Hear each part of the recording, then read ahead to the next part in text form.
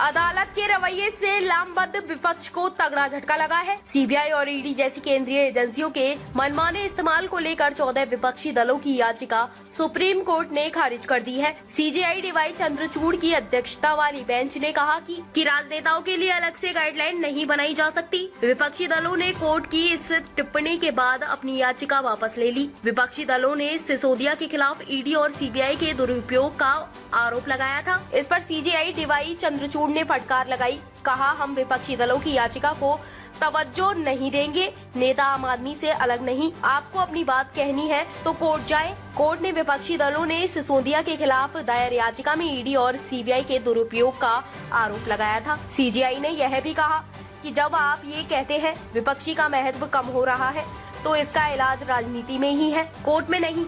CJI ने यह भी कहा कि कोर्ट के लिए तथ्यों के अभाव में सामान्य गाइडलाइन जारी करना खतरनाक होगा। बता दें कि कांग्रेस के नेतृत्व में 14 विपक्षी दलों ने केंद्र सरकार पर सीबीआई और ईडी के मनमाने इस्तेमाल का आरोप लगाया था। याचिका में इन दलों ने गिरफ्तारी, रिमांड पर जमानत को लेकर नई गाइडलाइन जारी करने की मांग की थी। विपक्षी दलों की तरफ से सीनियर एडवोकेट अभिषेक मनु सिंघवी ने दलील पेश की। सिंघवी ने कहा, साल 2013 से 14 से लेकर 2021-22 तक सीबीआई और ईडी के मामलों में 600% की वृद्धि हुई है। ईडी ने 121 नेताओं की जांच की, जिनमें से 95% विपक्षी दलों से हैं। वहीं सीबीआई ने 124 नेताओं की जांच की, जिसमें से 95% से अधिक विपक्षी दलों से हैं। इस पर सुप्रीम कोर्ट ने सिंघवी से पूछा, क्या हम इन आंकड़ों की वजह से कह सकते हैं कि कोई जांच या मुकदमा नहीं होना चाहिए? क्या यह बचाव का कारण हो सकता है? कोर्ट ने कहा कि एक राजनीतिक दल का नेता मूल रूप से एक नागरिक होता है और नागरिकों के रूप में हम सभी एक ही कानून के अधीन हैं। जस्टिस चंद्रचूड़ ने याचिका की वैधता और व्यावहारिकता पर संदेह व्यक्त किया। उन्होंने सिंघवी से पूछा कि क्या वह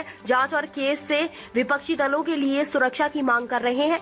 क्या उनके पास नागरिक के रूप में कोई विशेष अधिकार है? हालांकि चीफ जस्टिस चंद्रचूड़ सिंघवी ने तर्कों से सहमत नहीं हुए हैं और कहा कि आपकी याचिका पूरी तरह राजनेताओं के लिए ही है। जस्टिस चंद्रचूड़ ने कहा कि याचिका में आम नागरिकों के अधिकारों और हितों को ध्यान में नहीं रखा गया है। याचिका में ऐसा नहीं लगता कि जांच एजेंसियों की कार्रवाई से आम नागरिक कहीं प्रभावित हो रहा है। उन्होंने यह भी सुझाव दिया कि सिंघवी संसद में अपनी चिंताओं को उठा सकते हैं। इसके बाद सिंघवी ने याचिका वापस लेने का फैसला किया और कहा कि सत्ता के दुरुपयोग को लेकर जब उनके पास मजबूत तथ्य सामने आएंगे तो वो फिर कोर्ट आएंगे। सुप्रीम कोर्ट में याचिका लगाने वाले विपक्षी दलों में Congress, TMC, DMK, RJD, BRS, Aam Aadmi Party, NCP, Shivsena, UTB, JMM, JDU, CPI M, CPI, Samajwadi Party और जम्मू कश्मीर नेशनल कांग्रेस का नाम भी शामिल थे। ताज़ा खबरों से जुड़े रहने के लिए हमारे चैनल को सब्सक्राइब करें और बेल आइकन को दबाना ना भूलें ताकि हर खबर की नोटिफिकेशन आपको मिलती रहे।